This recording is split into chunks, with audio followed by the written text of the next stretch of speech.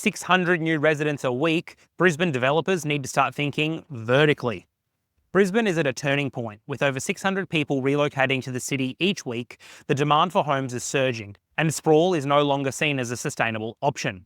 The City Council is now pushing hard for more density, more homes, near shops, transport, services, and that means building up in many suburbs, not outward. What's being changed or proposed? A number of recent policy shifts are reshaping the rules for height, land size and density. For example, Brisbane City Council is planning to increase the building height limits around Indooroopilly and Carindale shopping centres to help accommodate housing demand and reduce urban sprawl.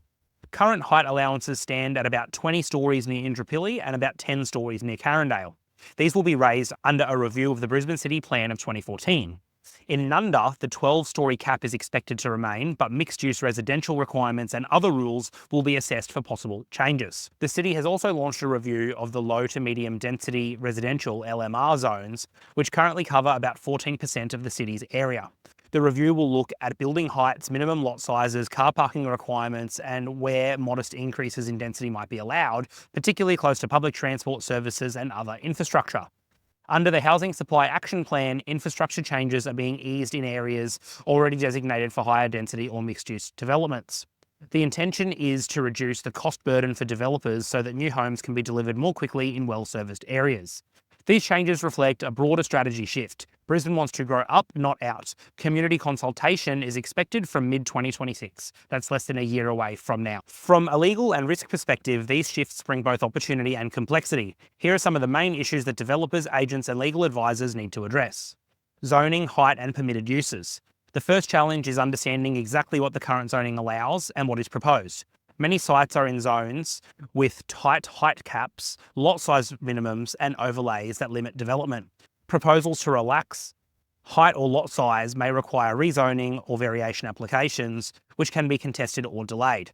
Legal work early on interpreting the current city plan and overlay provisions and proposed amendments is essential. Infrastructure and contributions. With more units comes increased demand for infrastructure, so transport, roads, utilities, public amenities. Even where height limits are increased, a developer may be required to contribute to infrastructure upgrades or offset capacity shortfalls. Under some new rules, e.g. under the Housing Supply Action Plan, infrastructure charges are being reduced in certain areas, but this often comes with conditions. Understanding which areas are eligible to reduce charges and what obligations still remain can materially affect project viability. Think West Village in West End. The site had to accommodate parkland, there's restaurants, cafes, etc., not just crammed in with as many units as possible. Design amenity and neighbourhood character. Height is one thing, amenity is another. Taller buildings near suburbs bring concerns: privacy, overshadowing, traffic views, noise, general amenity. Even where higher density is permitted, designs will typically need to respond to these concerns. Overlays, heritage, character, environment may impose additional requirements. Overlooking design and amenity early often leads to costly redesigns or objections in the approval process. Public consultation and community pushback.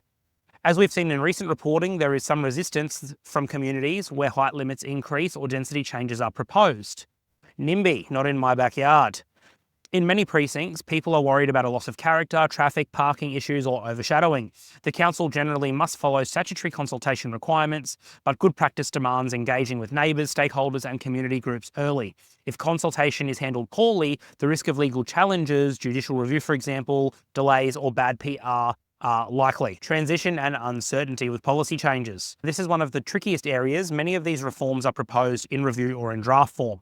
This creates uncertainty. Developers need to consider whether to lodge under current rules or wait for changes, what grandfathering or transitional arrangements may apply, and whether approvals might be caught by new rules. Timing can be a major strategic decision. Getting it wrong can be very costly.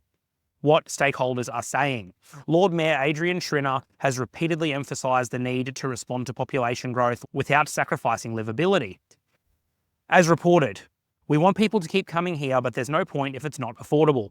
Talking about the LMR zoning review, Schrinner has described it as delivering more homes sooner and where they're needed the most, particularly in suburbs close to transport, jobs and services. At the time of writing this blog, September 2025, there is a poll on a Courier Mail article outlining a lot of stats for today's blog topic. In particular, it asks, do you support the height limit changes for Indooroopilly and Carindale shopping centres? 70% of the voters say yes, out of a pool of 1,300 responders. So the people want it. Brisbane's move towards high-density vertical neighbourhood is more than urban planning, it's reshaping the legal landscape for development. For developers, real estate professionals, legal advisors, the shift in zoning, height limits, densities and infrastructure responsibilities offer opportunity but also risk. If you act early, understand the changing rules, design well, engage residents and plan finance and approvals carefully, the rewards could be considerable. If not, delays, cost overruns and refused applications are real risks. Lots of red tape to work through.